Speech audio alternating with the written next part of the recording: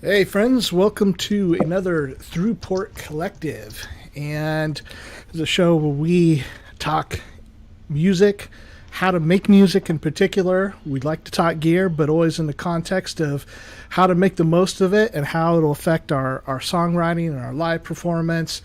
And we've had a few great weeks of talking about synthesizers and been having a lot of fun. We had Andy Brooks on, and then a few weeks ago we had Brian Oliva on. I really recommend checking out those episodes as well.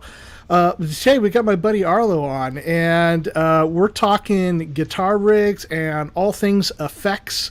And so, if you got any questions about how to use effects, differences between them, how to set up pedal boards, we can also bring that into the conversation because, again, it's not just the four of us talking, it's all of us hanging out and chatting and learning together. So, welcome to the show.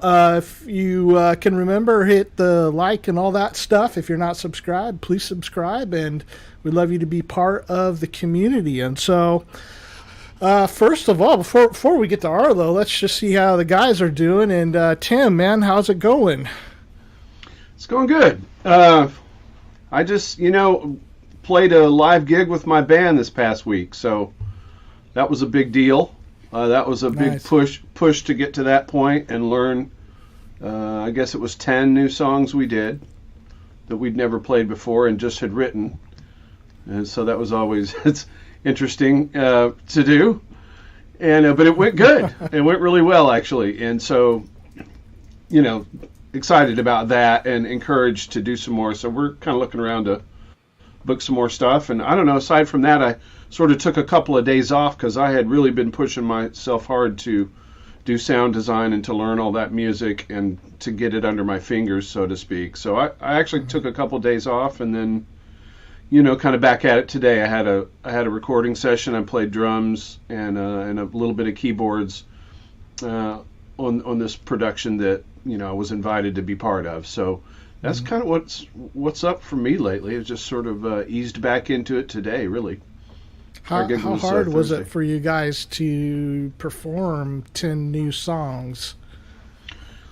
It was pretty ambitious thing to do. And I had started learning them. I guess I had about 3 weeks to learn everything, but that was also to get my rig together and to do sound design to try to come up with, if not the sounds that we used to record these, these are all going to be on a record in the next few months.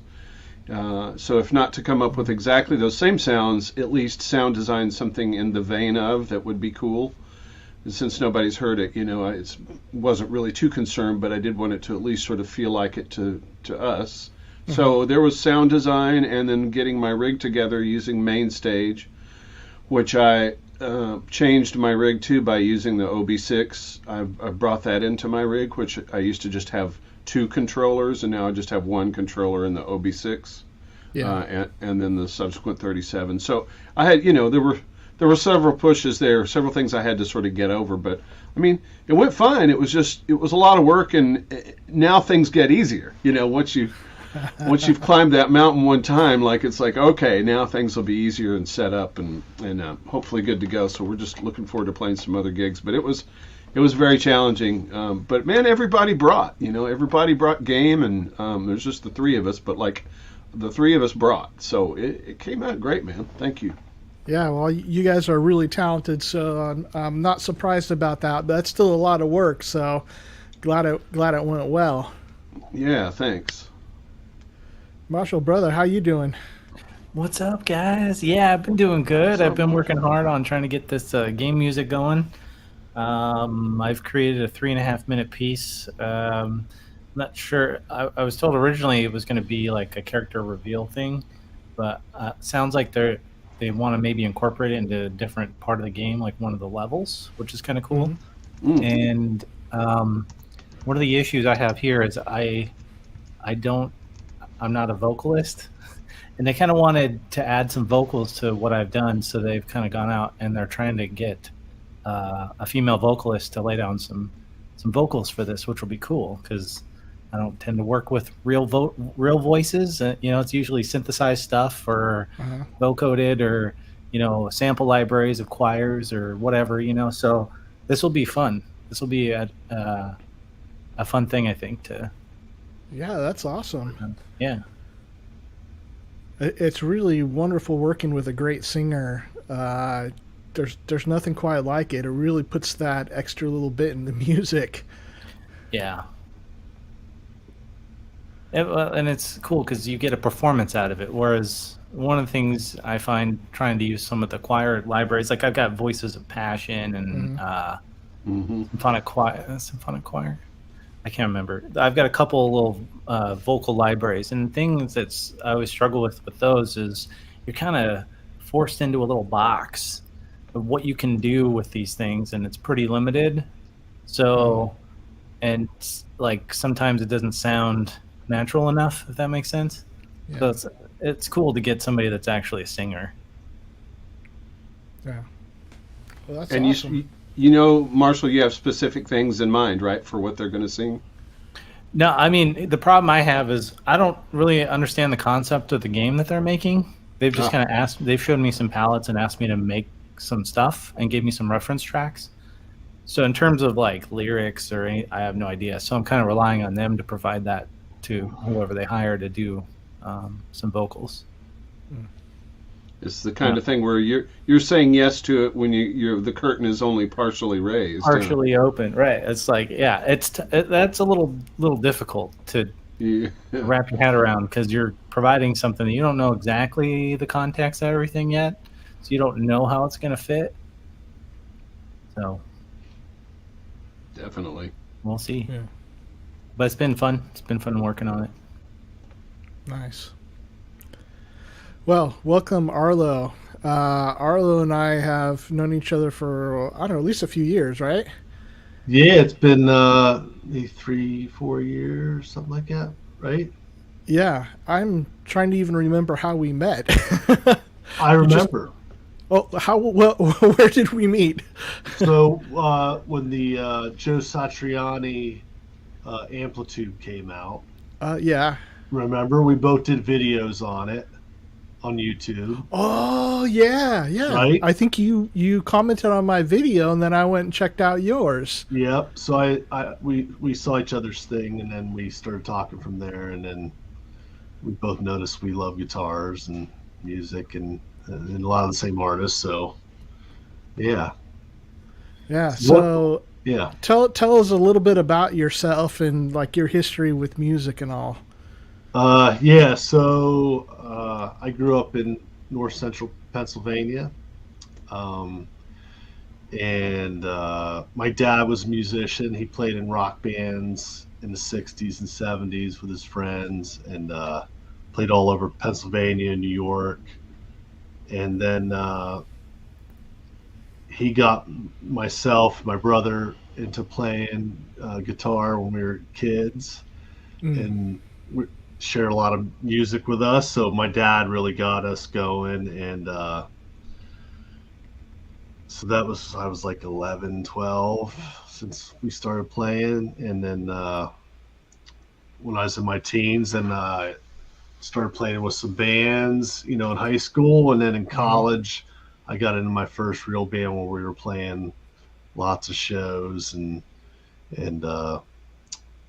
doing some original music, but it was mostly just Allman Brothers and Grateful Dead and all that. Yeah. And did that through college. Got out of college, my brother and I got in another band where we were doing like a trio thing where I would play bass, he would play guitar and do his Robin Trower stuff. and then we'd switch and I'd play guitar and he'd play bass. And we did that for a couple years, and then I think I took a break in there at some point and was just kind of just working a regular job and doing all that. And then I saw an ad in I went to go get some. Actually, I had quit a job that I didn't like. It was like, I really don't want to be doing this job. I want to just be playing music. Yeah. And I saw an ad in a CD store when we used to have those around, And it was for this band called Jack's Farm. And I was like, oh, I saw this band playing. This was at Penn State University in State College, PA. And I was like, I saw this band playing. This is a really good band. Like, they play Allman Brothers stuff really well. And they had a girl singer. They were great. And they were playing up and down the East Coast. They would go down to Key West, and they had a trailer, a van and stuff would travel. And it's like, oh, I'm gonna see if I can get this gig. And so I got a hold of them. They're like, okay, you can come in. We'll give you some songs, and you can audition. I was like, okay. And I got into the audition, and we're playing. I was like, oh, man, I hope I get this. Like, I don't know. And the bass player comes over to me. He's like, hey, Arlo, I remember you from Kind of Mine, your band from college, you know. He's like, you got this gig. I'm going to make sure you get the gig. And I was like, oh. I was like, that's cool. My buddy Jimmy. And so I got the gig, and then that really opened a lot of interesting shows for me, and we got to do some pretty amazing stuff in that band. Yeah, so we were opening up for Dickie Betts at one point, and we opened up for Vanilla Fudge, which was a lot of fun, getting to meet Carmine Apiece, and we were traveling with a big PA system, like a crazy big PA system, and roadies and front of house guys and all that, lights, and it was pretty big for me coming out of Central PA, where you're just playing, you know, bars in the corner, you know. Yeah, that's kind of living the dream there. Yeah, it was pretty awesome, and we were playing lots and lots of shows. So we did that for a couple years, and then we got to a point where we had a promoter approach us, and he wanted to get us going national. But our bass player, he had a really good job. Was like, I really don't want to go national. I just want to stay, you know, do what we're doing. We're like, no, this is what we want to do. So we ended up trying to. He didn't want to do that, so we auditioned a bunch of other bass players trying to get so we could go do this national. But we started running into obstacles, and eventually I left the band. Just because we couldn't find a replacement. And then I moved down to North Carolina and was trying to get band together down there. There was a pretty good music scene. I was in Asheville, North Carolina. That's where Tim's from, or lives now. Okay, and there was a good scene kind of going, but I just couldn't get a band together. And then I ended up meeting my wife. We got 2 kids, and then I kind of just walked away from music for a while. For a good while, and then about a year before COVID, I get a phone call, and my old roadie Danny calls me. Hey Arlo, I'm coming up your neck of the woods, and you're not gonna believe who I'm driving bus for. And I was like, who, Danny? And he's like, I'm driving bus for Dale Watson. And I was like, oh, Dale Watson, like. He knew me and my dad are big Dale Watson fans. I don't know if you guys have ever heard of him, but he does it's kind of like George Jones, like Merle Haggard, like old country, like real country music, you know. And he's like, yeah, we're coming up. I'm driving his tour bus, and we're coming up to Daryl's house, which is Daryl Hall's place. It's about 30 minutes from my house. I was like, okay, cool. He's like, I'll get you in the show. So I was like, all right. So I drove up, and I hadn't been really playing guitar much. And like, it was like 10 years. I kind of just wasn't playing really a whole lot or writing anything or doing that. And so I go to the show, and it was Dale and then Ray Benson from Asleep at the Wheel. And he's up for a Grammy this year, which is really cool. But watched the show, and then after the show, they were signing autographs and hanging out front. And then Dale came over. He's like, oh, you're Danny's buddy. I was like, yeah. He's like, He's telling me about you playing and everything. I was like, yeah. He's like, what? I was like, I'd like to get a picture, me and you for my dad. So he's like, okay. And my phone was dead. I was like, oh no, my phone's dead. He's like, well, I'll take some pictures and I'll send them to you. And he's talking this real country voice, Yeah. And I was like, okay. So he takes some pictures. He's gonna send them. He's like, all right, Arlo. He said, hey, you like that Lone Star beer? I said, well, yeah, Dale, I like every kind of beer. I'll drink whatever. And he's like, okay, I got a bunch on the bus. Let's go. I was like, all right. So we go get on the bus. And then next thing I know, we're sitting there just talking about him writing music. And he's like telling me about his next album he's going to do. And I'm asking him questions. And it was really great. I got a really great picture of me and him sitting on his bus. And I remember that night, like just talking about writing music. And so was that kind of what sparked the interest to get back into it again then? Yep. So then I went home the next day. I had to go to work that day.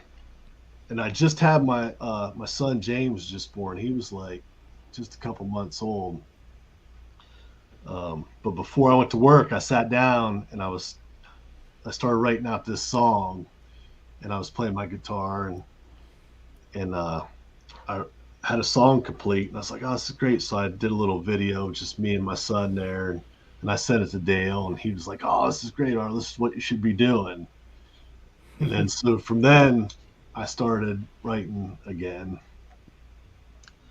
So I did that for a bunch of months. And then COVID hit. Well, no. So I did that for a while. And then my band Jack's Farm got a hold of me and they're like, hey, we're going to do a reunion show. We want you to play. And they were doing this like Allman Brothers night and they were having like 7-8 bands. We were going to headline. And so then I went and did this show. It was like in February, right before COVID really went off. It was great. It was like a really awesome theater. It was sold out. There was like 500 people in there, and we played this show. It was great. We were talking about, let's do some more, and then COVID hit, and we were like, yeah.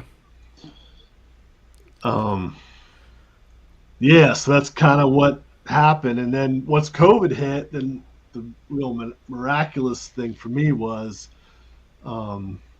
which was scary, but so I run a outdoor shop in Connecticut here. So I help run it's a really big ski camping.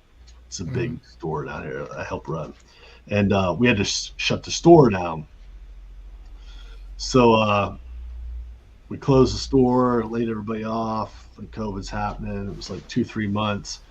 And I'm at home with my wife and my kids. And we're like, trying to get through this. And I had on my phone one day, this thing popped up for IK Multimedia, and it was this fella, Dave Kersner, who he doesn't work for, his brother works for IK, but Dave, he's big in the prog rock world. Do you guys know Dave Kersner at all? Yeah. So Dave started doing these like live things on Instagram and talking about recording at home and we're just recording in the studio and everything. So I started learning all this stuff from Dave. I'm like, wow, I could like put my own studio together at home, start recording. And so that's what happened. I was listening to Dave every day. He was like on there every day for like 2-3 hours, just these long streams and talking about his pull techs and all this stuff. And so then I started putting together my studio in our old house. And I was like, well, I'm starting to do this and recording at home and writing songs. So I'll start doing some YouTube videos. And that's kind of how I met you, Cryss. And then I did I got the Sunset Sound reverb plugin came out and I did a video on that. And then this fellow that works at Sunset Sound, Drew, he saw the video, put it on Instagram, and then me and him hit it off, and then I ended up flying out there and doing all that. Well, which this was might pretty be a good crazy. time to just pop this in. This is just a minute. It was a trailer for your recording session. The song's on Arlo's YouTube page, the full song, as well as his website, which we'll get to later. But here's the trailer. Let me get it up here.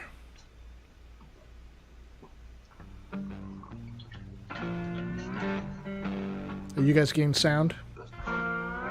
Yeah, it's a little low. Hi, I'm Arlo Tarr. I'm here at Sunset Sound Studio recording my song No Surprise.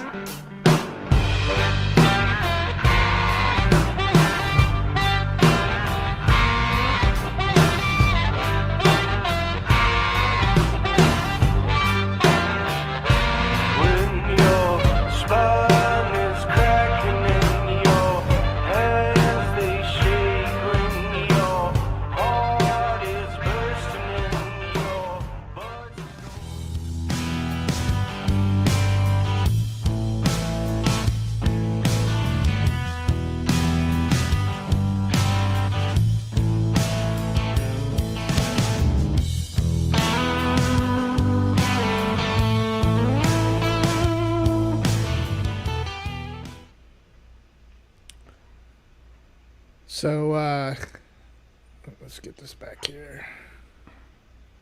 There we go.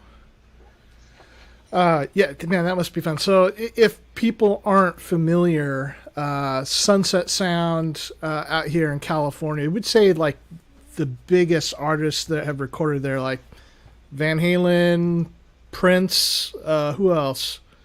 Elton John, Buffalo Springfield, The Who. Zeppelin did a lot of mixing stuff in there, which didn't get released, but they were working in there. The Stones did overdubs for Exile in there. Just, yeah, everybody. Yeah. I liked how you had on one of your photos. You'd I think maybe shown on Facebook that you and talked about on your channel too. Is like some of your vocals were cut with Prince's microphone. Yeah, that was pretty crazy. When I walked in, Billy had it. My engineer, Billy Mims, he had a bunch of mics set up, but he had that one. I guess Prince used to take that into the recording at the console, and he'd hang it at the console, and then he'd do his own mixing right from the dude cut vocals from the console and stuff, is what they said. But Yeah, that was the pretty Sunset neat. Sound YouTube channels had some really great stuff on there. They've gotten busy doing things, and so Yeah. they've had some roundtable conversations about times like Prince's engineer, and actually she talked quite a bit about Prince and tracking Van Halen 1 and Yeah, just Peggy. Yeah, Peggy was on there, and then he had Susan Rogers on there. And then Dweezil Zappa did a bunch of stuff with it. It was pretty neat. He just did one with, he had Lukather was in there. Steve Lukather, he did some stuff because they did, because Africa and all that stuff was done in there. And then he just did one. The newest one is with Joe Ciccarelli, who has a studio there too. And yeah, it's amazing. That place is just, it's pretty crazy. So I mean, That's like, an iconic studio, yeah. Yeah. Yeah. I mean, what was your impression of it? Like, you know, you've recorded it various places, and you do. Oops, I think I did that by accident. You've recorded. I mean, you're doing a lot of recording at home, and that's something probably what is more familiar to most people that watch the show. What was the vibe of it? What was it like recording in such an iconic studio? You know what? I mean, the way they run it there, it's very like, I thought I was going to be really nervous, but I wasn't at all. I mean, there's such professionals there. My engineer, Billy, he started there as like an intern, and then he worked his way up where he is. His first album he did was Audio Slave. That's his first, and his first head engineer gig was doing that first album with them. Wow. Nice. And then I got super lucky. My the drummer I had for the session, Randy, he's his gig is with Dave Stewart, with the Eurythmics, so he plays with him. And then the bass player Justin, he was playing with Eric Burden from the Animals. So I just came into this where I had a lot of professionals around where they were like top notch, and then just the people that worked there were so nice. Mr. Camerata, who owns the studio, came in, and I got to talk to him, and he was super nice. I was like, "Oh, I'm so stoked to meet you, Paul. Like, I've been watching these. Like, oh, you're stoked to meet me. Like, what?" Yeah. But they were just. It was very like relaxing atmosphere in there. But at the same time, you're in there and you're like, wow, Eddie Van Halen did Eruption like right here. And I see pictures where Keith Richards sitting here, and, Janis Joplin and Jim Morrison cut vocals in this vocal booth. Like you can feel all that very much so,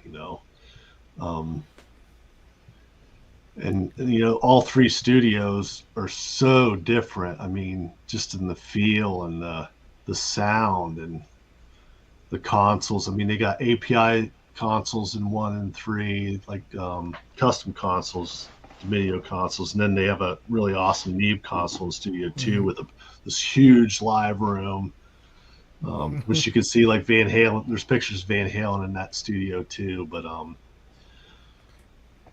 yeah, it's pretty overwhelming being in there.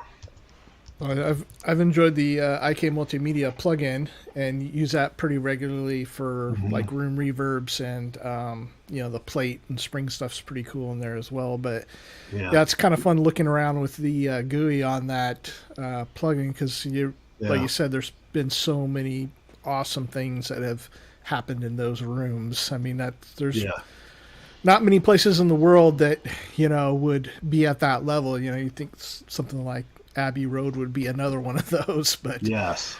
So the chambers they have, I mean, when you hear what that sounds like, and then you hear the plug-in, you can really hear the similarities. They did a great job with that plug-in. Yeah.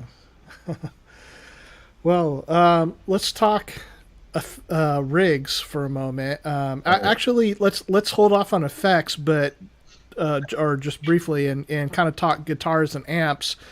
Like kind of what have you been playing? How has that setup evolved over the years as far as your taste in guitars and amps? I know Wagyu had asked about your Dunable guitar, so also let us know what that is too. Yeah, no. So I've been playing. I have my Clapton Strat that I've been playing for since high school. And that's kind of my, I know that guitar, and it's my workhorse guitar. But so my dad and brother have like tons and tons of guitars, and I'm constantly like taking stuff from them. I have a Paul Reed Smith that I use as well, a Swamp Ash Special that I like. But really, I always go back to that Clapton Strat because, I'm a big Hendrix fan. I'm a big Jeff Beck fan. I'm a big Dickie Betts. I'm a big Allman Brothers fan, and I can get into that tone with the Clapton Strat because it has that boost to it. Yeah. There's, where the last tone knob would be in the Strat. Got the active preamp with the mid-range boost. So you can really roll that up and get that really sweet Dickie Betts tone if you can do it with this hand, It's like with the touch, right? Mm-hmm. So I really rely on that Strat a lot, and then I use the Paul Reed Smith, and then I've had my dad's Les Paul Custom. I used to use that a lot. The Dunable came about because I saw I started getting into some heavier bands, Mastodon, High on Fire, Sleep, all that, Matt Pike. A couple of years ago, I started really enjoying that stuff, and somehow I think when I was looking at all that, I got onto Dunable, which they have a store out in LA there, downtown. Sasha Dunable runs that company, but I just like the aesthetic of what those guitars look like. Mm-hmm.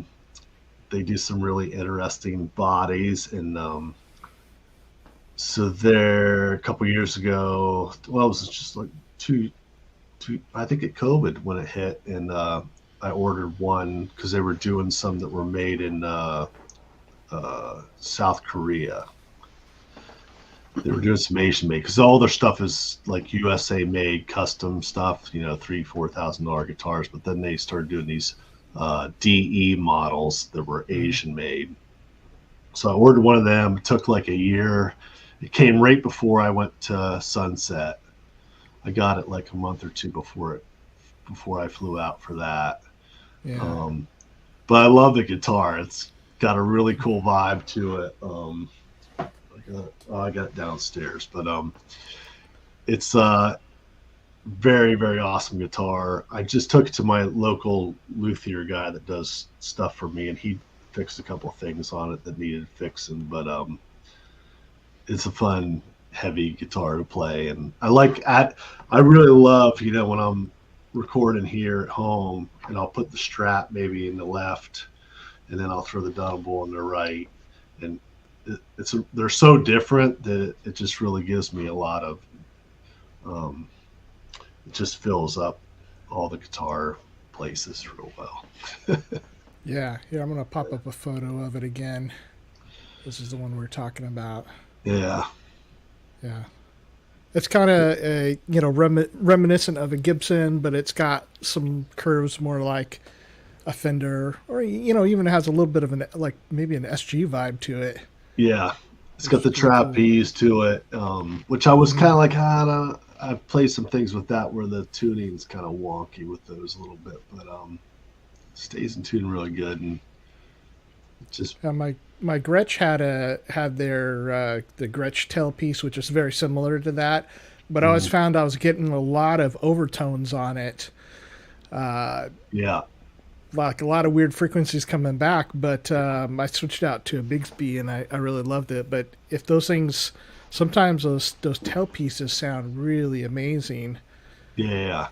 Now, this one sounds pretty good, and I've been enjoying it, and it's fun to play, and it looks pretty badass, I think. Yeah. So that's cool. I have a question for Arlo. Yeah. Hey, so the bit of music that we heard, and I'm sorry to say I haven't heard much more of yours other than kind of what we were just listening to. We've just met, so. But would you say that that's kind of a pretty good representation of what your style is? The Sunset Sound song. Yeah, the trailer and all of that. Kinda. Going into that, flying out to LA and doing the song, I knew we were going to be doing video too. My friend Drew, who helped get me out there, works at Sunset, does the Sunset Sound recorder videos and all that. I knew we were doing video, and I thought, well, I want to do a song that's kind of like we can do it in a day, because that's all we had. Mm-hmm. I had another song that Bill wanted to do, but it was a lot of slide guitar playing on it and some more intricate stuff to it. So I was like, we can't do that. And I was really glad we didn't, because once we got into the studio, we got set up, and we had all these expensive microphones set up on the drum kit. The phantom power went out for everything, so none of those mics would work. And they had to call in these fellas in to get the phantom power to work, so it cut about an hour and a half or 2 hours out of our day. And I was a little freaked out. I was like, oh no, is this? But Billy was like, he was on the horn as soon as it went down. He's like, you got to get the techs in, I don't have phantom power.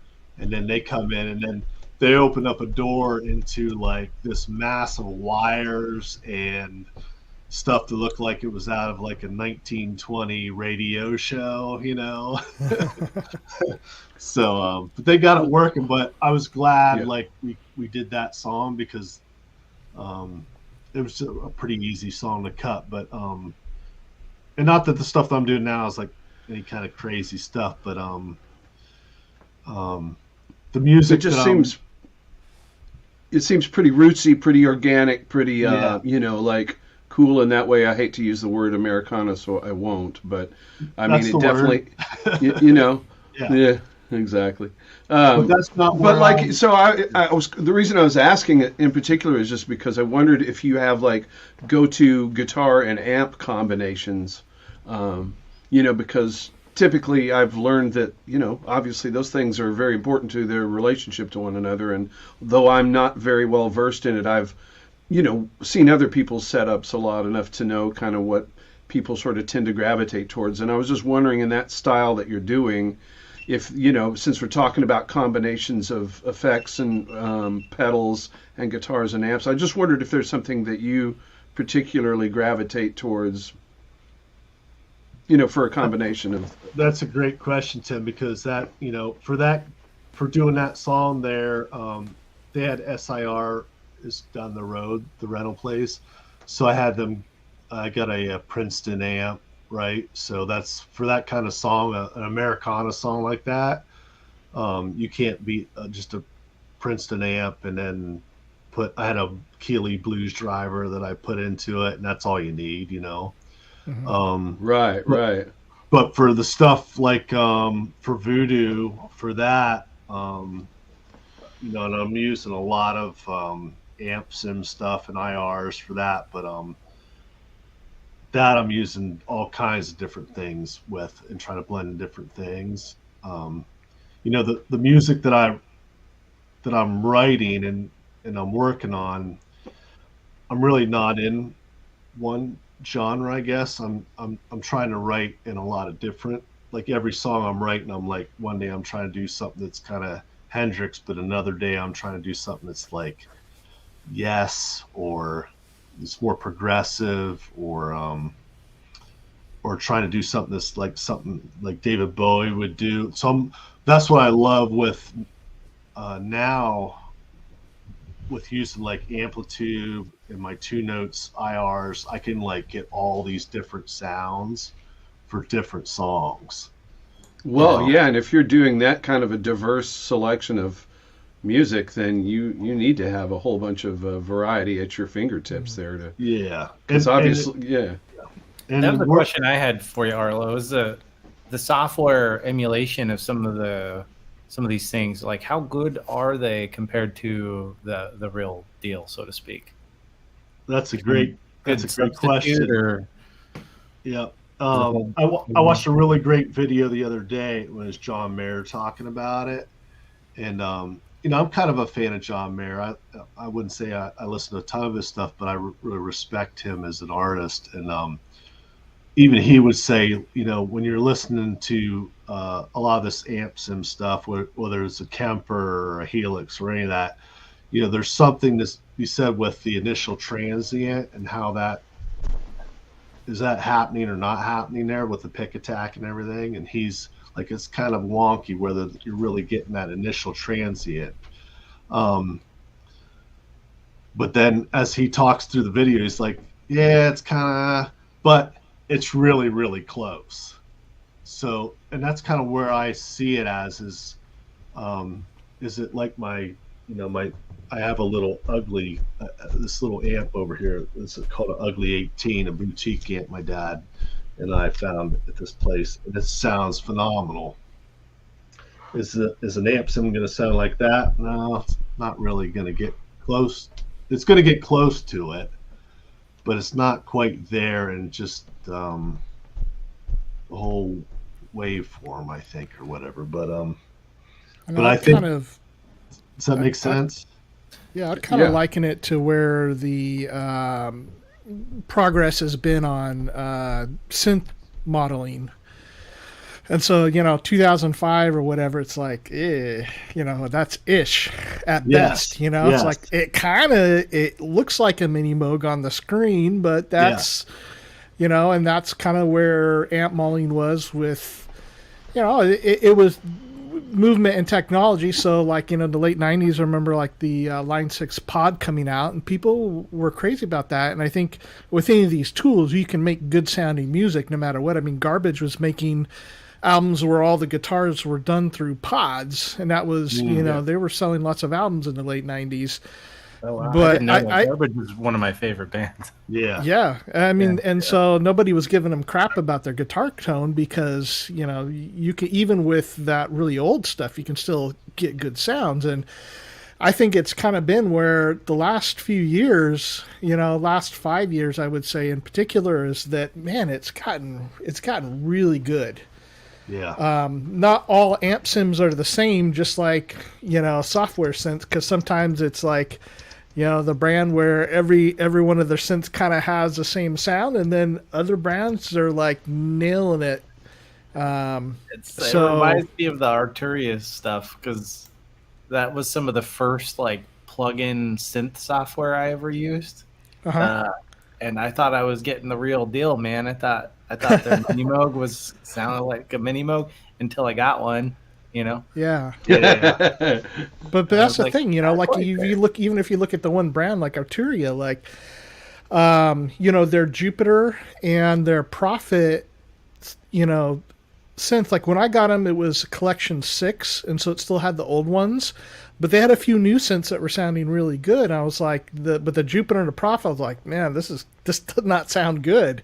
Or at least, I mean, you could use them, but they don't really sound like the real thing. But then their updated versions are fantastic. That new Korg MS-20 is amazing sounding, and so when it comes to amplifiers, I think it's kind of the same way. Some of these companies, Neural DSP, I think IK Multimedia, some of the Nembrini stuff. The Nembrini is great. Yeah. Yeah, they're getting so damn close that it's not worth all the other stuff.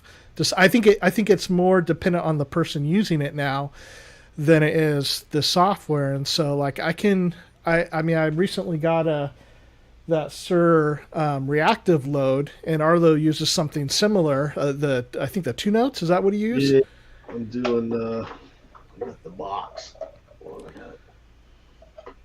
So I mean, for the first time, like, I don't have to crank my amps up and do all that kind of stuff to record at home. Yeah. So awesome. Before I was miking stuff, and then hold it back up. Can you hold it back up real quick? Oh, we can see it. I made you big. Oh, there we go. Oh, look at that. So nice. Even before, for home recording, then you can store like 5 different presets, 5 or 6 different presets. Yeah.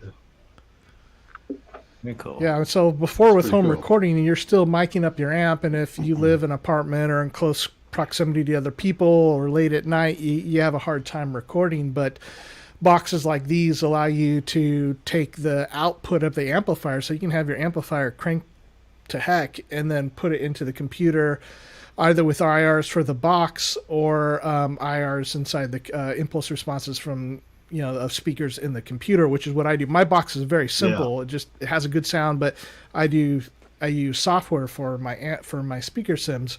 But even with that being made so easy, like some of these amp simulations have gotten really good. And one of my problems has always been, I think before I would have kind of agreed with John Mayer, but I'm kind of moving it a little past that, where I think they've gotten to the point where you don't really need to record that much with amplifiers. In my setup here with one of the songs, or both songs that we had been working on, Tim, Marshall, and I.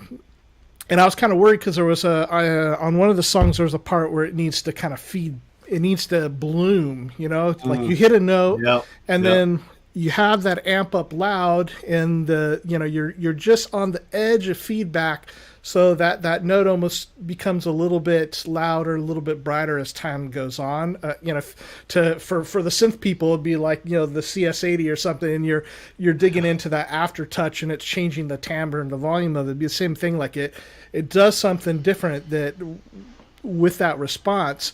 And before, I had a hard time, so I would always track rhythm guitars with software and lead guitars solos with amps mic'd up because I could turn it up and get that sound. But Yeah. I was standing right here where I'm sitting, just standing. I have my monitors, and I had it up not too much more than what I would normally, monitor at. So we're not talking like crazy levels or anything, but was able to get that kind of response to where my Paul Reed Smith would just have, when you'd hold a note, it would just bloom in that beautiful way. And to me, that was one of the moments I was like, we're really getting there now. Like, this is really damn good.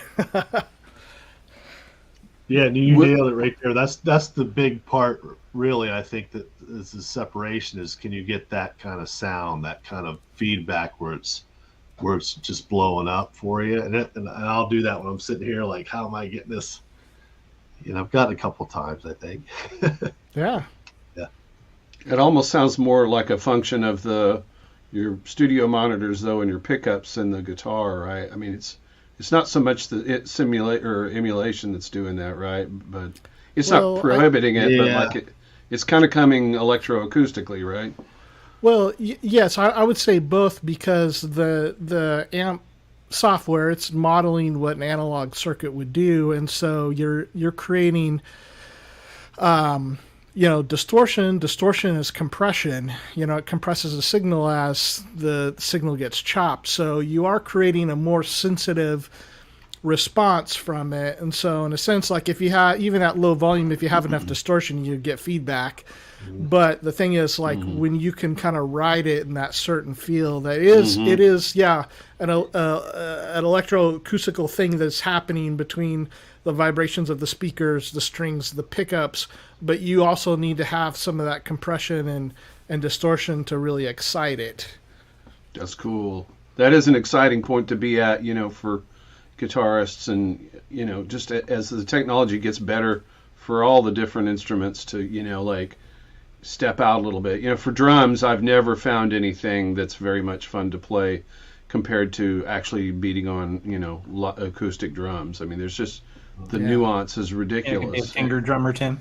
What? I could be since I play keys and drums, but like that's not it's not a thing for me, obviously, because I rather.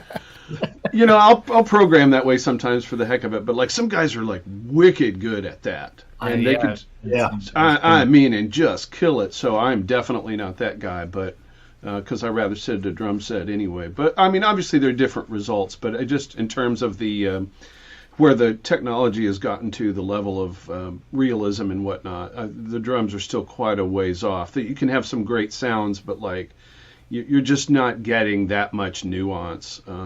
Like you would out of an actual drum, just depending on what sticks you're using, how hard you're hitting, where on the head you're hitting, all that kind of thing. So anyway, I feel your pain and your success too, as as you're getting it, because that's awesome.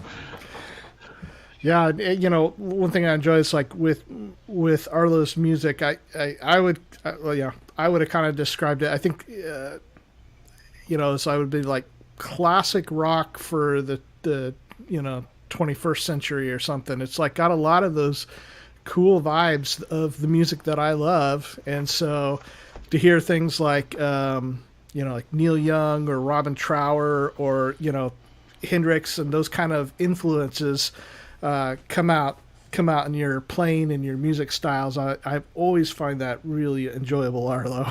Oh, thanks. I appreciate that. Yeah, no, I'm really trying to just add on the influences, right? So I got lots of influences. I'm trying to figure that out, but that's all. Yeah.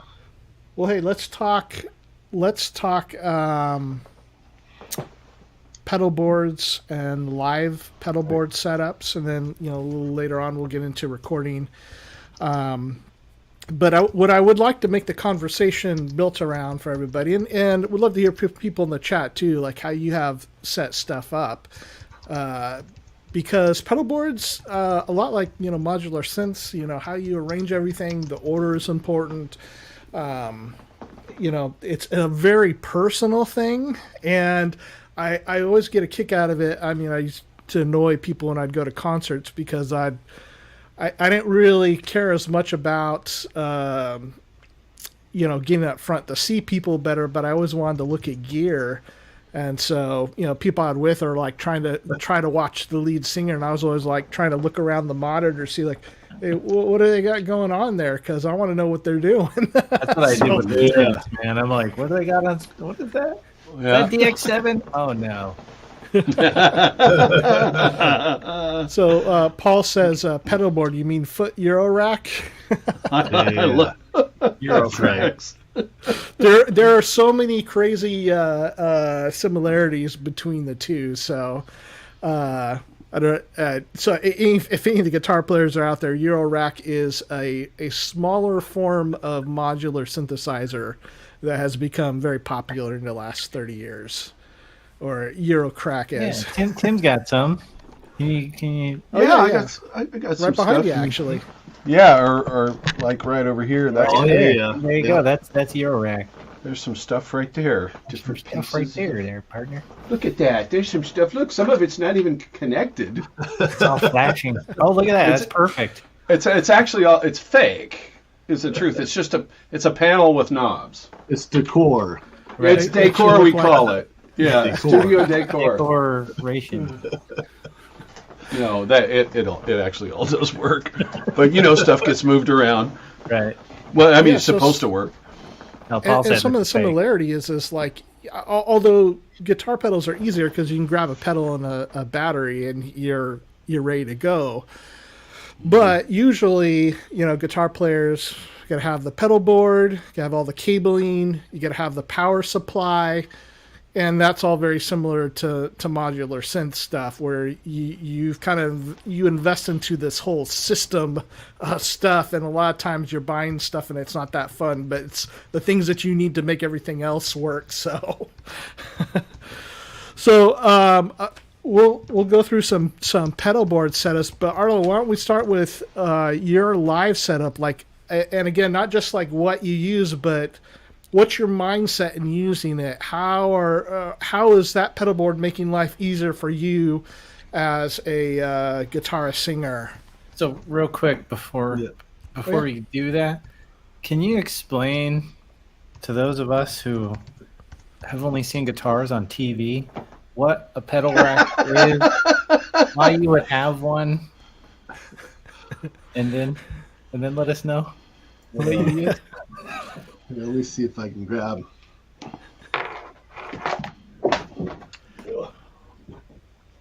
Well, I mean, Cryss, you could tell us what a pedal board is There we while go. Holy crap, that's huge, dude. That's way bigger than I thought it was. I'd say, it's not too many pedals on there though, because I mean I've seen guys with it populated with like but 20 pedals. Look at how big that is. That's So it's a big rack of just stuff. It is the Euro rack, man. It's Euro rack for the feet. Paul's right. Yeah. Very much so. Yeah, so for right now, my rack, I've always kept my rack pretty simple. I've always had a wah pedal on there. I've always had some kind of boost. And then delay, something like that. But more and more I've been adding more and more stuff here lately. So the idea is it's a bunch of little foot modules. Are they daisy chained together? Or how do you like? Yeah, does that work? Yeah, so you just have cables that go from your guitar into the first pedal and then into the next pedal and the next one. It's all daisy chained in a series. Cool. Mm-hmm. I can show you a little closer too while Oh yeah. he's explaining there.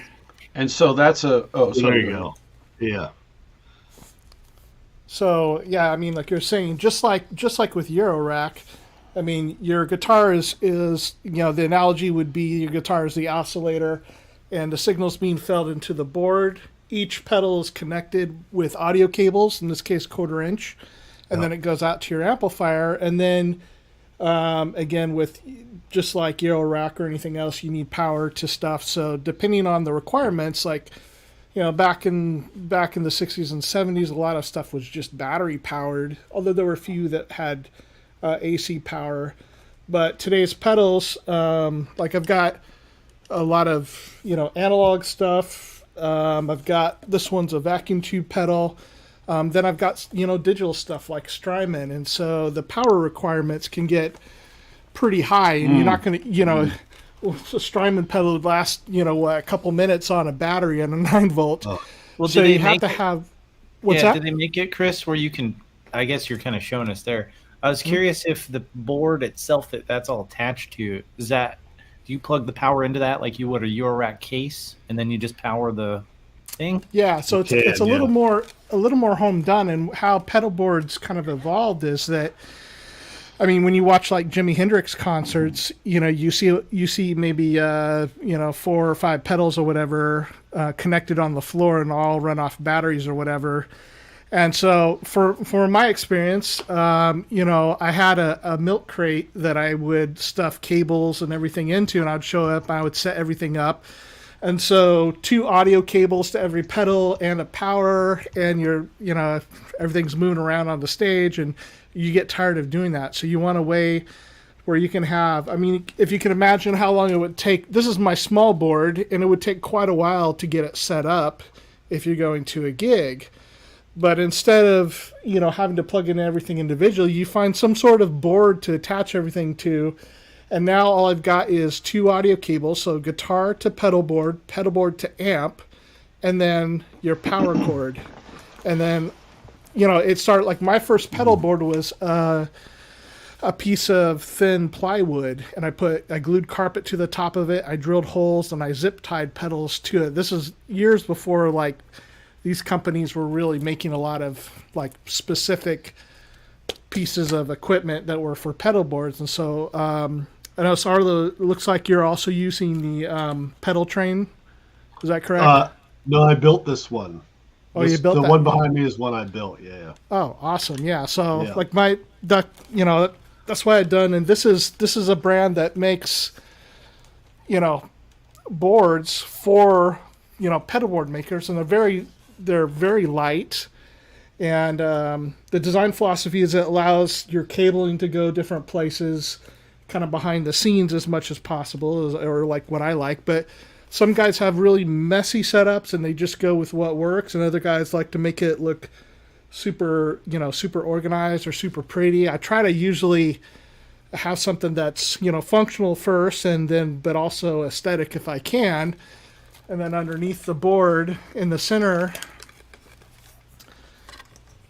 I've got a couple power supplies here that then just run with the cabling to run power out to each of the pedals here. Yeah, that's and really so for me, I like to keep things as clean as possible, and so I've used zip tie holders, whatever you call them, and those like attach to the board. And then I'm winding my cables for power. So mostly I have power going underneath my board and audio cables sitting close together on top. So you've got to really be like measured in your power supply. Like you have to know what your pieces are drawing, what each pedal's drawing, and have enough, but not too much, I would suspect. Yeah. And like Eurorack, it's most of the time it's pretty standardized. Most things run off of 9 volts, but there are stuff that run off of 12, 18, 24. Mm-hmm. And those are usually... Mutron that I use is like an 18, so it's a little funky. Yeah. Yeah. It is funky. Yeah. So some of the stuff that you can do with it, let me pop this up here real quick. Let's see. Again, you can do the same kind of planning for a pedal board that you would do for your Eurorack. And so, let's see, where is it here? What's the modular grid? That's the one for Eurorack? And so they also do pedal boards. Oh, yeah, well, that's cool. They also do guitar pedal. Yep. I've been using this pedal playground. Again, not every single thing is represented, so sometimes I got to drop in a blank one there. But, well, this is roughly what my small pedal board looked like a couple months ago, and some things I was trying out. And so I end up like looking at like, if I got an Eventide H90, how would I fit that onto my medium board? Where would that go? What would I have to move off? That kind of stuff. and then that ends up helping, to figure out as far as spacing and setup. Although a lot of the time it's just fun to sit on the floor and move stuff around. Like, how's that look? Is that feeling good for me? Is it where I want my foot to be or not? That is. And then you got to listen to it too. You got to plug them in and see like. Has the fuzz good here? Is the fuzz good after this pedal? Well, that was going to be my next question to you guys. Is like, if everything's in series, then the order is very important. And like, if you have boost, and I mean, oh my God, this could get out of control fast. Like, so the delay is before the reverb, right, guys? I love it. That's the thing. I mean, when you get into fuzz faces and your drives and all that, I mean, it really, and then you get into univibes and all that, it just changes everything. Where you have everything set up, So you got lots of hours to listen to that. And obviously, a lot of those don't have presets, so you're sitting there fiddling with gain and with effect level and all of that, and then if you turn on something next to it that boosts the hell out of it or something, then all of a sudden you're grabbing for your volume pedal, I guess. I mean, do you guys both use a volume pedal? I did for a long time. I haven't been using the volume pedal in a while, but I used to have the volume that was in a couple stages. A guy that really does some interesting stuff with that is Jimmy Herring. A lot of his effects are all volume pedals, so he's phasing in he has like 4 or 5 volume pedals or something where he's phasing in different long delay, short delay, and it makes me think of Oz Noy. Do you guys know who he is? Yeah, it makes me think of him because he's a wild man. I've gotten to work with him on a project. Oh yeah, on a project once. It was awesome. Yeah. But anyway, because he does some pretty wild, I mean, very out there effects, or at least he used to. Mm-hmm. It's a mystery. It's a Zen thing to me. What you guys do is like, I don't know. It's kind of black magic. So. Yeah, and it's wild too. Like you look at guys. I was looking at Joe Bonamassa. He was doing some. He's modeling some of his amps right now for IK. I think he's going to come out with a pack for IK with some of his dumbles and stuff. But that'd be cool. Yeah, but his board is like very minimal. It's he's got his wah, his fuzz he uses. He's got a super trem, which I have, which he uses as a boost. Doesn't use the trem. It's a boost for him. It's just a couple little pedals. He's got a chorus pedal on there, but. And he's got a massive, huge sound and a lot of different songs, different textures. But he's got a little smaller board, but yeah. I mean, if you're going through a set and you're playing a long set, you have to be switching between some pretty possibly radical different guitar tones. I mean, how do you facilitate that other than to have some kind of preset foot switch or something? How do you guys do that? I don't know. I mean, for me, I usually keep it pretty basic, but a lot of guys, now they have it, they have it set up where they can, they have this song is set into their rigs and stuff, Well, that's, I guess, what I'm asking. Yeah, what kind of preset piece of gear would be used for that? Yeah, there's a lot of guys that are using loop boxes. So not talking audio loopers like a sampler, but a loop box which has a true bypass loop for whatever you want to stick in there audio signal wise. And then so those had come around like this little box had come around many years ago. But in more recent years, I think there was the 80s where things got super high tech, digital, rack mount devices, lexicons, all that kind of stuff. And then when grunge hit, guys kind of really moved back to pedals, and then eventually the pedal board thing really became a popular way to do it. But as guitarists have gotten a little more sophisticated as far as gear, because it's usually not nearly as complex as like some of our synth rigs. One of the devices that has become used more and more are, these larger loop boxes that might have 6 or 8 loops, but then also they have MIDI control. So like Marshall's MIDI controller pedal that you showed us the other week, it would be like that plus a loop box built into one, and you can actually program it what loops you want to come on with what pedals and have set lists that you flip through like that. Would be a pretty sophisticated way of doing it. Yeah. So I've kind of I have felt like I needed to have some sort of basic loop control, preset control in a way. Obviously, some of the digital boxes have presets that you can move through, but for myself, the kind of philosophy I looked at was from Eric Johnson, who's a very his mindset is a very, old school kind of mindset, pedals, Echoplex. But he has this AB box system, and so he uses 3 different types of amps. So he'll have a clean stereo pair of amps. He'll have a dirty rhythm amp, and he'll have a dirty lead amp. And then between the AB boxes, switch between those 3 amps. But in line with those amps, he has different chains of effects.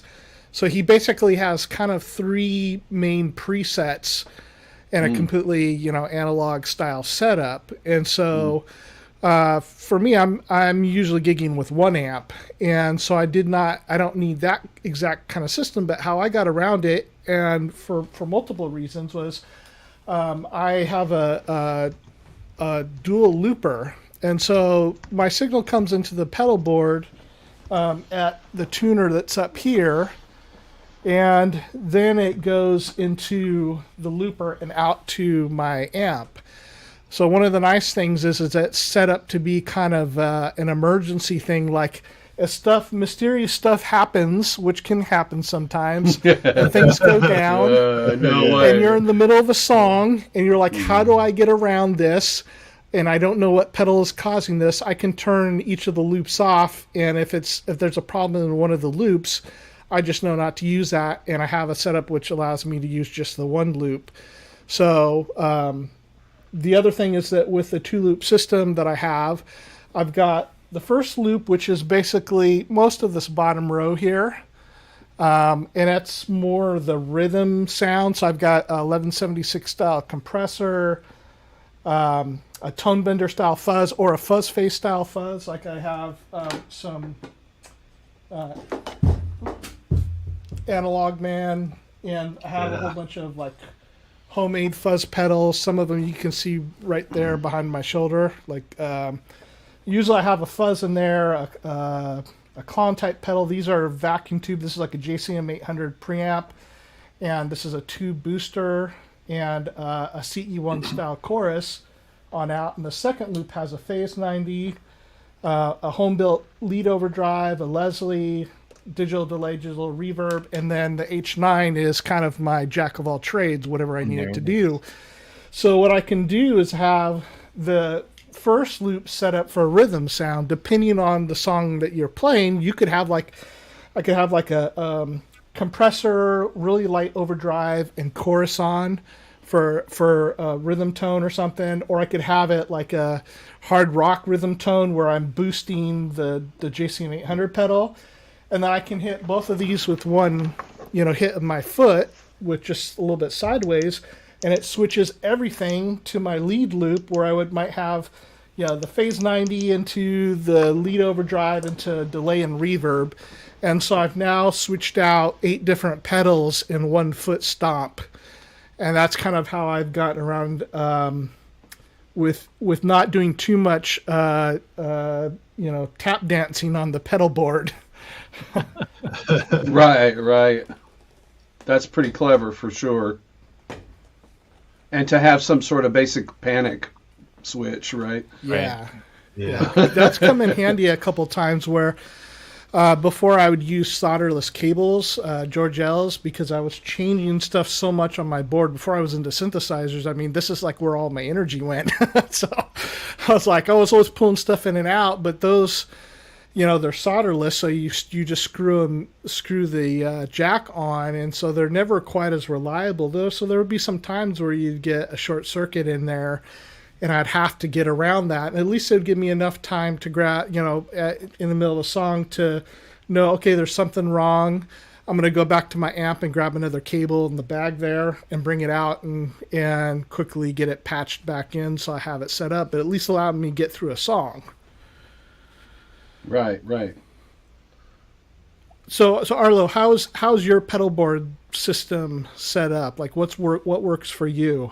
Yeah, I mean, what I've always done has been I come into the a wah. I have a old Thomas organ company wah I use sometimes, which is really awesome. And then I have the Bonamassa wah that I use, which is I don't like that as much on the Strat. It works good with humbuckers, but not as good on the Strat. So I come into wah and then into the blues driver. It's the Keeley Mod blues driver, which I've had forever. Mm-hmm. And then from that, now I'm going to a fuzz. So I have that one fuzz box I think you've seen before that guy made. I didn't trade him. I gave him my Vox wah. He was going to work on that, and he gave me this fuzz to mess with, but he kept the Vox, and I never saw him again. And then I got this fuzz pedal, which is actually a really good fuzz pedal. But I come into that, and then the micro vent, which that's Jill Leslie. Oh, I love that pedal. Yeah, it's the little small one. That thing is just phenomenal. Yeah, I mean the ventilator too is my Leslie, and it's amazing. There's a guy I know on Facebook, Jim Alfredson. He did a whole bunch of tests with the ventilator, but on like old B3 organs, and it was like, man, this thing.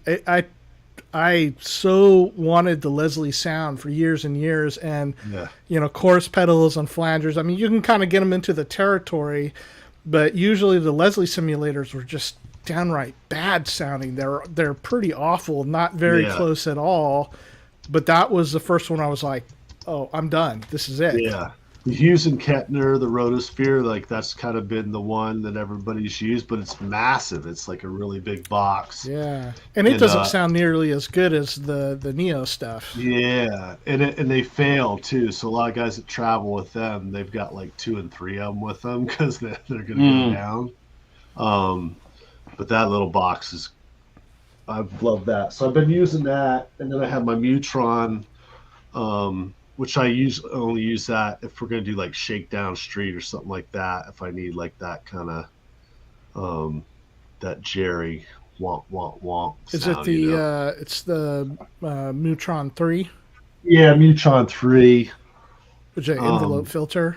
Yeah, and I like that. I use it on if I do Shakedown or there's a couple other songs, and I'll just kick it on sometimes if I want to do something weird. But and I like that. So that I had that pedal we opened for Vanilla Fudge. And I got Carmine Apiece signed it for me, so that's kind of like my mojo pedal on my board. He signed it, so I like. He signed it, and then Tim Bogert was sick that night, and T.M. Stevens was playing bass, and me and him kind of hit it off a little too much. We were having too much fun that night, and he signed it too. So that's like I always have it on there, even if I'm not gonna do those songs. I have it on there just to remember those guys. And then I go to my line 6, the delay, which has been a good delay. But I've been thinking about getting into the Strymon stuff because I just read some good things about those pedals for delay.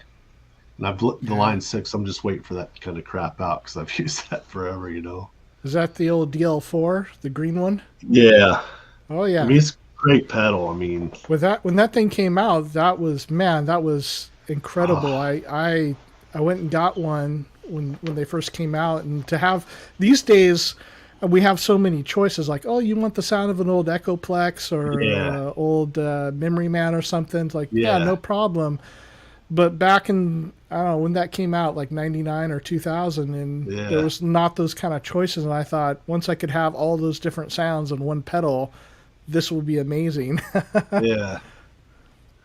So now I'm trying to add a couple other pedals, and you know, I'm gonna add a Univibe style pedal in, like we talked about a little bit. I've been looking at the Kingtone pedals a lot, and they got some really cool stuff. They got a really awesome octave pedal called the Octalam, which is, you can get if you're familiar with the Cobb pedals from Prescription Electronics. Yeah, the clean octave blend. Clean octave blend. So the Octaland does that, where you still get the signal of the guitar coming through, but then you can blend in the octave. That's been on my radar. I think that's the one piece I'd like to add in, just for some different color in there. But yeah, yeah, I'm big into that. If you see, I got this is my Doe Bramhall shirt. I'm a big fan of his, and he'll have like 3 or 4 different octave pedals on his board, and like a Shanae Vibe and some other, like his boards are. He can have some. I guess when he got the Clapton gig and he came in and he had his board all out, and Clapton's like, no, you're going to need to get that out of here. Like, you can't do that. And he's like, I need all this stuff, you know. But he does some cool stuff. I just got this T-shirt, and I don't think the entire time, like, it's well, it's been missing from frame here. Why this is so special? I noticed that. I was like, it goes to 11. I already know. It has to. Exactly. There's no way it doesn't. I have a quick question for you, Cryss and Arlo. If you are somebody getting into guitar, what's kind of like a bare bones, like, but decent pedal rig? Like, what would you guys pick if you were just starting out? Real quick, just one thing we haven't talked about is the tuner. Oh, yeah. That's kind of like one thing you really got, especially now that I'm recording at home. Like, I'm tuning before every take, you know. Yeah. So, and I just picked up the Peterson, the strobe tuner. But if you're just starting out, that the Boss, the TU2. Yeah, I think you have the 2 and the 3 now. Yeah, so that's a great one, because they're like $100 or something. You know, pick those up, or $80. You get them used, and they're bomber. But tuner's important. Got to have that on there. And you got to be able to see it from 5 feet away, right? Yeah, that's why I love this strobe one now, because it's real big. Right. Yeah, my eyes aren't like they used to be, so that you can do different colors, and it works good in the daytime too. I think I haven't done a gig in the day, but there's something with it where you can see it in the day real good. But yeah, tuner, and I think those like I said, that blues driver is a great pedal to use, because you can get those for $80-$90, and the blues driver is great. You can get good. Well, it covers a lot of ground, from light overdrive to like pretty, moderately high gain. Yeah. Another great one that I see every now and then is that MXR, the micro amp. You know that one, Cryss? Yeah, the white booster. One? Just the one knob, and those things are pretty awesome. My dad had one of those, and I used to use, and they were great. You can find those all over, but yeah, tuner, good boost, and then your DL4. What do you think, Cryss? Yeah, there's so many options today. Way more than when we first started playing. I mean, there wasn't a whole lot to choose from. When I started getting, some Boss pedals, and so like the blues driver was not out when I started, but it came out in, I think, the early 90s, maybe 93 or something. And so I remember having that pedal back then, and it was kind of that versatile pedal that you need to cover a lot of territory, especially if you don't have a lot of money for gear or you're not sure if you're going to be serious with it. That can be a thing too. But I think, for beginners, usually what I recommend is one of the little modeling amps, because it'll give you all the basics. And one of my buddies, it's a guitar player. He had he's a dentist. He had a patient that's like, so at his dentist office, I've told you about before, he's got guitars and amps in every room.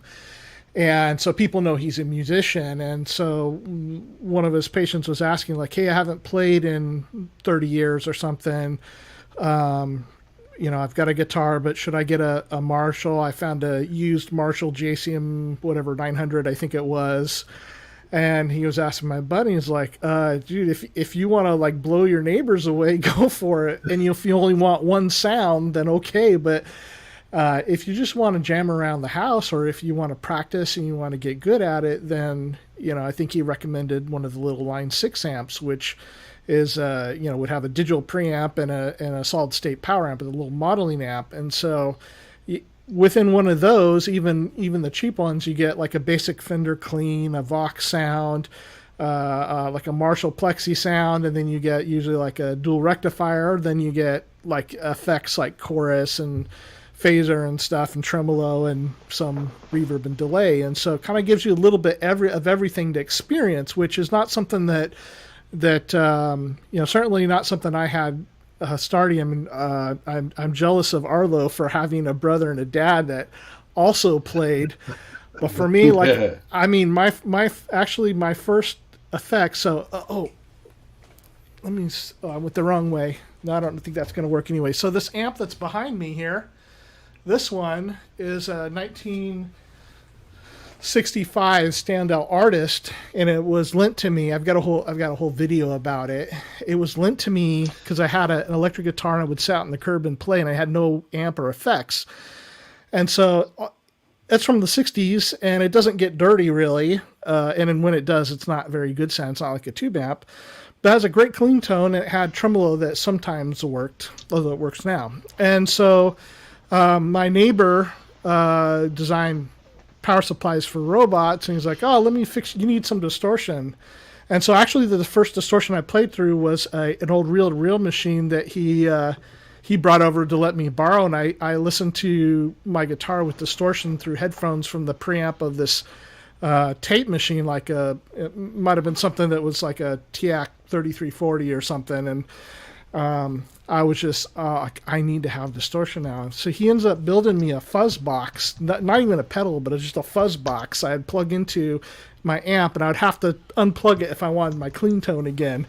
And so I was, when I started playing guitar, I had a 1965 Framus Strato, a 1965, which is just German-made electric guitar, kind of Fender-ish.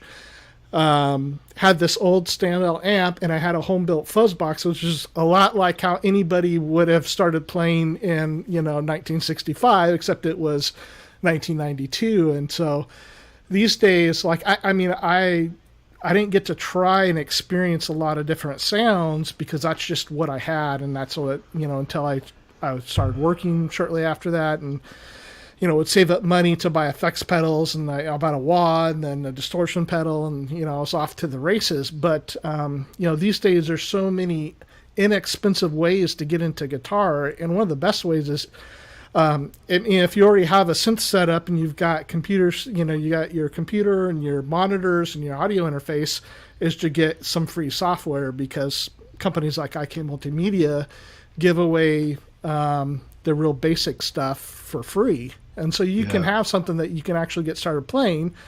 And so that's a good thing. Or if you get a little tiny amp that's, $100 or whatever, $150, they'll have all these sort of modeling things. And then you decide what sound that you like. Do you really hear like the American Fender sound, or do you want the really British Marshall or Vox sound? And it kind of gives you some ideas about what your tastes are before you go spend $2,000 on an amp and discover it, like, no, that's not the sound that you were looking for. No, that's a great point, Chris. It's like, now, with Amplitude, you can get on there and listen to Roland chorus, or you can listen to a Vox amp or a Mesa or whatever it is, and figure out what's in your head, like what you want to hear. Yeah. Yeah, it's pretty sweet. So I don't know, like usually that's what I would suggest, for somebody getting into guitar. If you already have like a basic amp and a guitar, and you're just looking for a pedal setup, I don't know if that would better serve the question or not, Marshall. But yeah, that's kind of what I was envisioning. Like somebody who's got a guitar, maybe they have an amp, and looking to figure out how to get some effects on there for. So I think like what Arlo said, like if you have nothing and you have a clean amp, then you want some sort of overdrive that will cover a pretty wide range, because if you're figuring out what you like. So something like a Boss Blues driver is great in that regard, and that it's not expensive. There's a million of them used, and you can pick it up for cheap. And, if you turn the drive down, it gets, just very lightly broken up sounds or very vintage sounds. And if you turn the gain up, you're definitely into like Van Halen territory. So it's a good way to kind of give a wide range of stuff. And then if I were for me, I would say like, what would your second and third pedals be? Would probably be a modulation like chorus, probably, depending on a person's taste. Like again, just whatever chorus pedal, and also maybe delay or reverb would be the first three that I think I would advise people buying. How's that sound, Arlo? Yeah, no, for sure. And just more I think about it, it's just I am going back to just the so if you're gonna spend $100, $200, $300, I mean you can get amp 5 and then go way down the rabbit hole, and there's lots of sounds there, but yeah. Yeah, we're really spoiled for choice these days, both in the guitar and the synth world, that there's so many things. It makes it hard for beginners in a way, because you don't even know where to begin. But there's so much in terms of resources online. Again, sometimes the problem is over information, and you have a lot of YouTube channels like, you got to check out the latest, $350 overdrive pedal. And maybe that's not going to be what's good for you, but you don't know, and so you get caught up into the hype. I didn't have to deal with that. That's when it started. It's really interesting to me to realize that this whole universe here is so similar to the Eurorack stuff in the synth world. It's crazy. Yeah. That brings up a really good point, Chris. Is like there are so many choices, and like I get that when I sit down, I'm going to start a new song. I'm like, am I going to use this Dombrini head with which 2 notes cab am I using? And I really got to be like, okay, this is just what I'm doing. This is how I'm going to write. You got to really make decisions and just go, let's move forward and start laying down the riffs for the song and the chords for the song and what's the melody. You know what I mean? Yeah. There's so many choices. If you don't, you get just distracted and you can't get stuff done. So, but the most important thing is like just what you said is like you make a choice about it, and that's not what I hear a lot of people saying, because they're like, there's too many options. I don't like how many options there are. Well, if you don't like all the options, then make a choice and stick with it, and that goes for anything.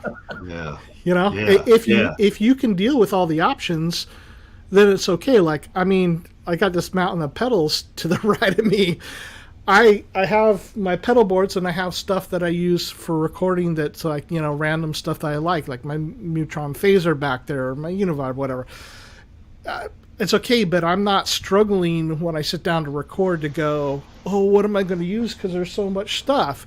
You make a decision. You go, okay, well, this is what the song calls for. And some of this is by experience, because as you play all this stuff, even when you're getting down into the weeds of like, what speaker IR do I want, or whatever, or do I want this overdrive or this overdrive or this overdrive, you learn what they sound like, and you can make a decision as to what's going to be the best value for the song, what's going to work the best for it, you make that decision, and then you just, like what Arlo was saying, like you think about the bigger picture and what's more important, like the song. Let's do the song. Let's get beyond that, and let's do what we need to do. Yeah. Good advice, gentlemen. Well, it's a fascinating world. Yeah. Yeah. Yeah. The world of pedals and guitars and amps is it's very mysterious to me. To me too. And honestly, like you said, it's not so different like that. There's really so many similarities to this. It's the same ideas, but the things that you're dealing with are a little bit different. But transitioning from one instrument to another is not. You find out that those patterns are a lot the same.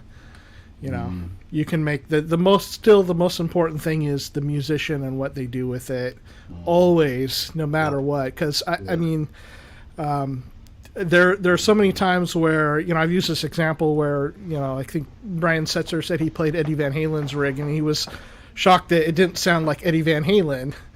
I mean, there's two amazing players, but that's where it is, and that's funny like, though. We get really caught up with the latest and greatest and the best, but there was a wonderful video from, I don't know, maybe 6 or 7 years ago or something where Eric Johnson, who's one of my favorite players, I love his style of guitar playing, and he's somebody that has that certain touch on a guitar. I mean, he's in the league of Jeff Beck. In fact, I think in my opinion, he's even better. But he's that kind of player, that wonderful touch on the guitar, the nuances. And so it showed him doing an ad, which he doesn't usually do, but he did an ad for this little tiny, whatever it was, like 15-watt Fender modeling amp, Cyberchamp or something like that. That's like, what most of us would be like, that's the cheesiest of cheese right there. That's just like a little box with everything in it. A lot like what I was talking about before. But here you think like, here's a $100 amplifier or whatever, and it's this amazing guitarist. He sits down and he plays it, and it sounds like Eric Johnson. Did it sound as good as his whatever $50,000 rig? No, but the difference between them was not so great when you have that musician, playing it. Cool guy. Well, we are getting close to the end here, so we probably ought to wrap it up. Let this one percolate. I think it was a great show to do because it could kind of show a world where a lot of the people who play synth that watch it, like maybe like we don't know what all those guys are doing, or but this gives you a little more insight into our gear and how we do things. Plus, to introduce you to Arlo, whose music I just really love. I think Arlo's the vibe that you have with your music and your songwriting is all fantastic and top notch. And I hope you guys will go and check out his channel. I realized I forgot to put the link in the description box, but I've already linked it in our Facebook group, so you can under the show announcement I put one of his videos, and after we're done I'll go and add the link in there as well. But if you look for Arlo Tarr on YouTube, you will find him, and I'll pop up one more song as soon as we're finished talking. But guys, Tim and Marshall, any last thoughts or anything here, or what's going on next? No, I just want to say thanks to Arlo for coming on and talking to us about this whole world that I didn't know anything really about. So it's really fascinating, and I think it's really cool to see the similarities and in the space that we're like kind of in terms of the synth side, and I find it fascinating. So thank you very much. Thank you. Thanks for having me. Yeah, I'd like to just add to that same, because it's great. You guys are articulate about what you do. You have great reasons for doing what you do. I know, and then just the artistic choices and just the zen behind it is very intriguing to me. It's kind of a mysterious process, but I've been around enough guitar players, to to sure know what a great tone is like, and I really appreciate it when you guys.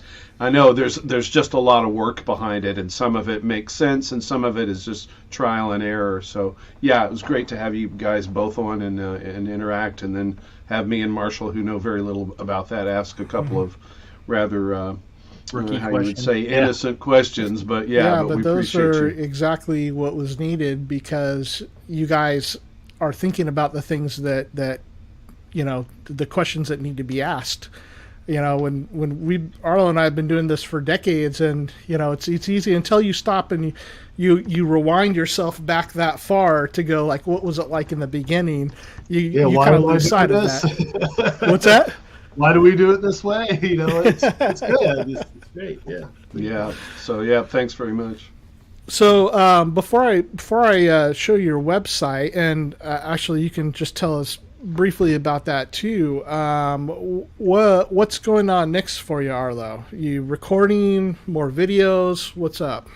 Yeah. So next, I'm going to Power Station, New England. Hmm. It's here in Connecticut.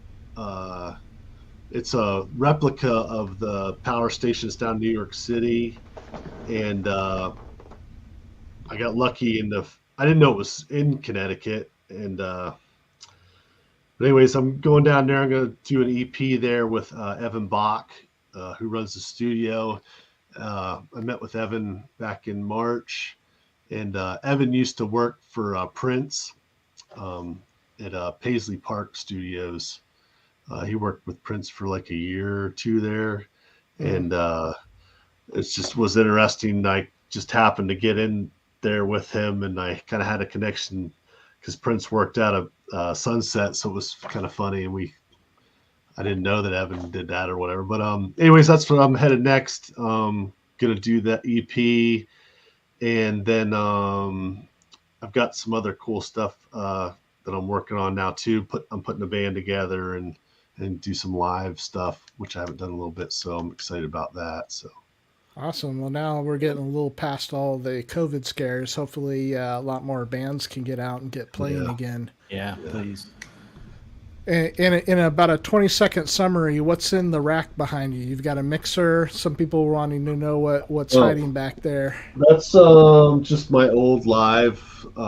So when I do gigs, I have this Soundcraft board, and then I've got a drive rack PA in there, Mhm. um, and some EQ, some DBX EQ, Yamaha reverb, and some things just for when I used to play some live shows. Yeah, Yeah, cool. thanks. Just to Also, fire that up. Yeah, you have a website at arlotar.rewardmusic.com, yeah. and tell us a little bit about that, and I'll pop it up. So really cool platform, and this I got into through my Sunset Sound friend Drew. He was kind of working with them when they first started the Reward Music platform, but it's Dweezil Zappa and this fella Stephen Volp, who I've become friends with. Stephen used to work at PV. He's got a bunch of music patents for drum stuff under his name, and Dweezil and Steven are good friends. They were talking about, hey, with the Spotify thing and musicians not getting paid and all this stuff, what if we created a website where musicians would get all the money when they sold a CD or they had streaming? So Reward Music is a platform where I can put my music up, and if people subscribe to my platform, I get all the money from it. I pay a fee for how many people that are signed up underneath my community. So Hmm. it's kind of tiered. So the more people you have in your community signed up, the more you pay per month. Um, but I sell my music on. I can sell my music and do subscriptions. I'm gonna probably do like a crowdfund thing for when I go to the studio and do that through War Music. And it's a pretty cool thing. I can put all my live shows on. You can put podcasts on. Um, there's a fella, Shane Therio, who's the guitar player for Daryl Hall. He's on there as well, and he does his podcasts on there. And I think it's a really cool platform. It's pretty new. I think it's 2 or 3 years now we've been doing this, but good guys, and just trying to get it so the musicians can get paid for the art they're trying to create. Yeah, there needs to be more music distribution like this. Yeah. So I'll tell you what, we'll finish the show. I want to play one of Arlo's new songs. And again, this is on the Reward Music site, Arlo Tarr, Tarr. And I'll post a link to this as well as his YouTube channel. Now, if you want to kind of get stuff from a rock background, Americana, like classic sounds and music, songwriting, recording, check out his YouTube channel. Arlo does a lot of stuff where he's talking about how he's making the music and how he's recording it, and they're great. A lot of fun, those videos. So we'll highly recommend it. Check it out, and we're just going to leave you with about a minute of this new song called Voodoo, and we'll see you guys next time. Oh, Arlo, hang on, and we'll catch up on the other side of this. Sounds good. Thank you. See you guys.